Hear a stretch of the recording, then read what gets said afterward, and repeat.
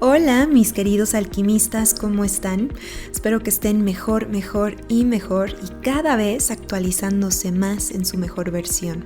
Y de mientras, aquí en mi alquimia emocional, alimento para tu alma, vamos a hablar sobre la codependencia. Vamos a mencionar cuáles son las 10 señales de que quizás eres codependiente. Una persona que es codependiente usualmente tiene la herida de abandono, como lo he mencionado en otros podcasts, ya sea que realmente hubo un abandono literalmente o que se sintió emocionalmente abandonado o abandonada.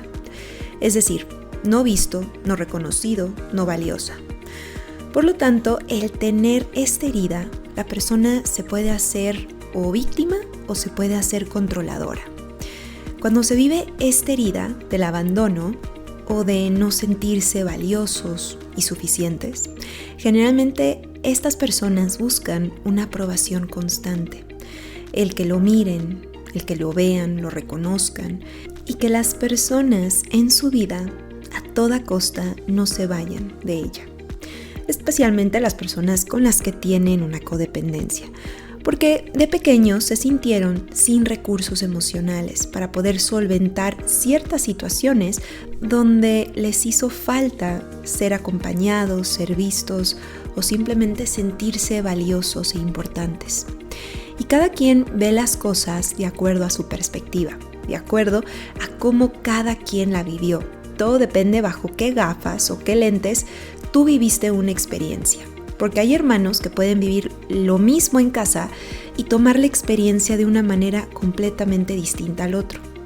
Y cuando hablamos de codependencia, he visto en terapia que tiene más peso cuando hay relaciones tóxicas en casa.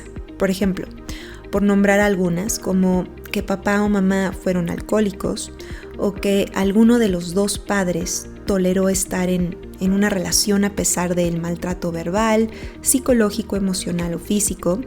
También cuando hay mucha sobreprotección hacia los hijos o personas que fueron víctimas de padres narcisistas o padres que fueron demasiado perfeccionistas y que no brindaban mucho reconocimiento. Y estas cosas por el estilo es lo que provoca que una persona se convierta en codependiente o tenga la tendencia a ser codependiente.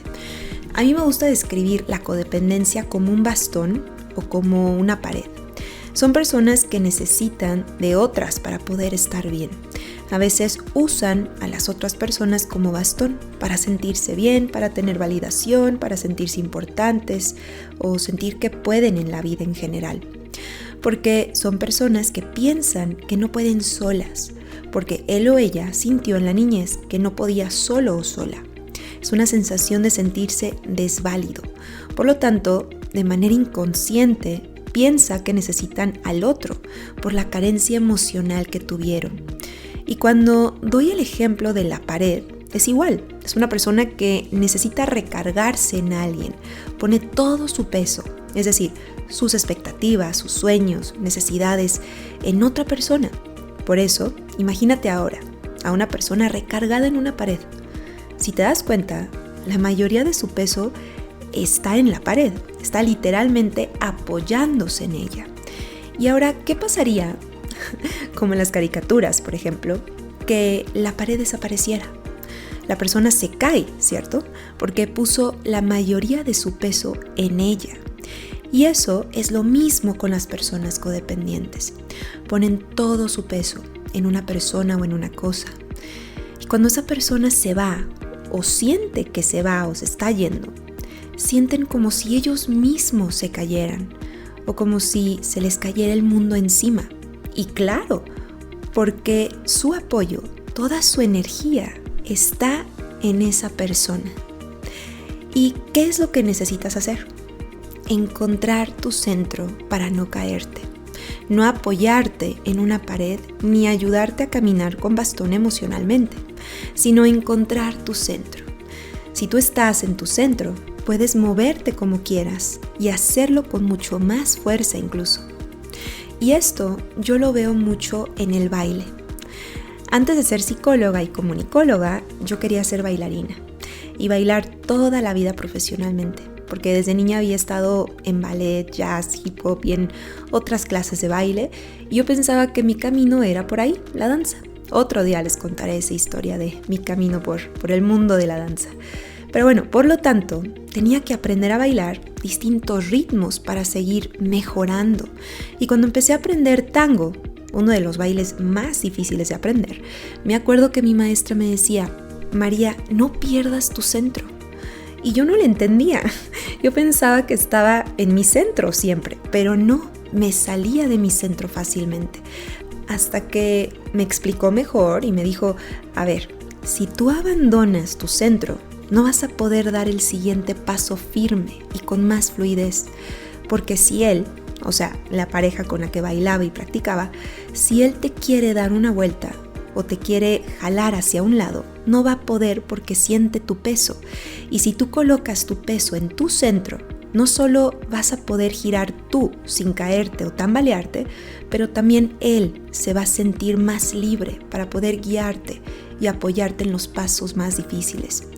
Y me acuerdo que lo primero que hicimos por un mes entero fue encontrar mi centro y acostumbrarme a estar en él. Y ya después me acuerdo que era mucho más fácil hacer todo lo demás, los brincos, vueltas, patadas de lado, el caminado angosto, etc. Y también es lo mismo cuando aprendes defensa personal.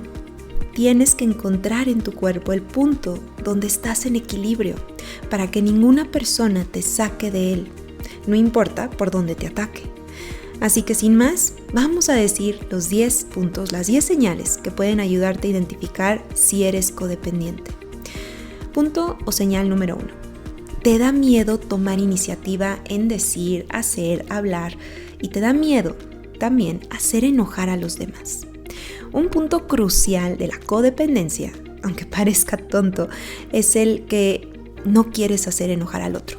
Es el famoso: es que no quiero que se enoje, es que me da cosita porque se pone muy mal y prefiero no decirle nada, prefiero no hacer nada.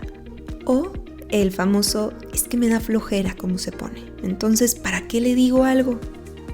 Y para tu información, ahí hay una codependencia, ya que tu estado de ánimo depende del estado de ánimo de la otra persona. Y muy en el interior temes a la desaprobación más que a la discusión en sí. Por lo tanto, hay una dependencia de cómo el otro vaya a reaccionar y que eso tenga el suficiente poder para alterarte y sacarte de tu centro. Punto número 2. Te cuesta mucho trabajo pensar en tus necesidades. ¿Esto por qué pasa? Porque, como decía anteriormente, en lo del baile y el ejemplo de la pared, me alejo de mi centro y pongo toda mi felicidad o peso en el otro. Se olvidan de sus necesidades porque internamente dicen: mi necesidad es que tú estés bien conmigo, es que tú quieras estar conmigo. Mi necesidad es que cumplas el cuento que yo me hice en mi cabeza y que no te salgas del guión. ¿Cómo le hacemos, no? Por lo tanto, les cuesta mucho pensar en sus necesidades y no en la necesidad que tienen a través del otro. Punto número 3. Tus días están llenos de preocupación por otras personas. Como decía anteriormente, se olvidan de ellos mismos y se preocupan más por el otro que por lo que ellos mismos tienen que resolver. Y esto pasa porque en la infancia fueron los rescatadores o los fuertes de la familia. Tuvieron que dejar de pensar en ellos porque se vieron con la necesidad de pensar en otros para que el barco entero no se hundiera. O también he notado que porque se sintieron abandonados, ellos en la infancia hacen todo para que no los abandonen. Yo te ayudo, yo te hago esto, yo te puedo dar esto, espera, yo te puedo ayudar completamente con esto. ¿Por qué? Porque prefiero darte todo antes de que me abandones, antes de que busques la ayuda en otro y yo me sienta inválido o no valioso. Punto número 4. Tiendes a tener la obsesión de complacer a los demás o que los demás se sientan complacidos por ti. Esto usualmente pasa por un programa que se dispara en la infancia o un engrama de: si no están contentos conmigo, con lo que yo soy o con lo que yo hago, me dejan, me abandonan o siento que no soy valioso. Punto número 5. te pierdes fácilmente en peleas, dramas, necesidades y problemas de otras personas. Y esto es por lo mismo, porque no están acostumbrados a encontrar su centro, sino a poner el peso en otro. Por eso es tan importante la meditación, porque te ayuda a regresar a tu centro independientemente de lo que está pasando en tu vida. Punto número 6. Es más cómodo para ti cuidar a otros que cuidar de ti misma o de ti mismo. Este punto se parece mucho al tercero, que es el preocuparse de más por el otro que por uno mismo, pero este ya es más puntual. Literalmente cuidan más otros que a sí mismos, en salud, en tiempo, en dinero, en arreglar problemas que no son suyos, porque no saben cómo verse a sí mismos. Tienen un programa mental de ver siempre al otro primero. Punto número 7. Tiendes a compartir de más o dar de más, tanto emocional, física y económicamente. O sea, son personas que se quitan el bocado de la boca para dárselo al otro. Mi maestra decía, son personas emocionalmente anémicas y que le ofrecen a un gordo un bufete sin que ellos coman nada. Y bueno, en realidad son personas que aunque estén mal económicamente, prestan mucho dinero. Así que ten en cuenta eso. Punto número 8. Te cuesta trabajo poner límites y entregarle al otro su responsabilidad de los hechos. Ya hemos hablado el poder de poner límites en otros podcasts y si te das cuenta, mi querido alquimista, el poner límites es permanecer en tu centro. En otras palabras, es no voy a dejarme impulsar hacia tu lado o a otro lado que no quiero o que me siento incómoda. Por lo tanto, establezco mi límite. Punto número 9. Tiendes a dudar de ti mismo, de tus percepciones e ideas. ¿Por qué? Porque usualmente depende de la aprobación de los demás o porque de más pequeño no se sintió con la fuerza suficiente de órale, tú puedes, cree en ti o yo creo en ti o no dudes de ti, de lo que tú quieres.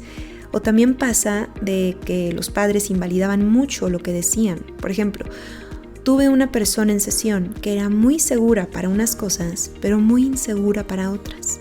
Y cuando le hice una hipnosis se acordó de que su mamá de niña siempre le decía no te metas en concursos porque luego te vas a poner nerviosa y vas a hacer el ridículo. Y yo le pregunté a ella, oye, ¿y algún día hiciste el ridículo según tu mamá o por qué te dijo eso? Y me contestó, no, nunca lo hice, solo que en Navidad a veces toda la familia nos poníamos a cantar, bailar y hacer concursos y en una Navidad mucho más chica me puse muy nerviosa y lloré enfrente de mi familia y me estoy dando cuenta que a partir de ahí no me sentí segura al meterme a algún concurso de baile o de canto. Así que fue ahí cuando se dio cuenta, hizo conciencia, ya que ella a veces necesitaba de alguien que le dijera sí, haz este negocio, sí, tú puedes.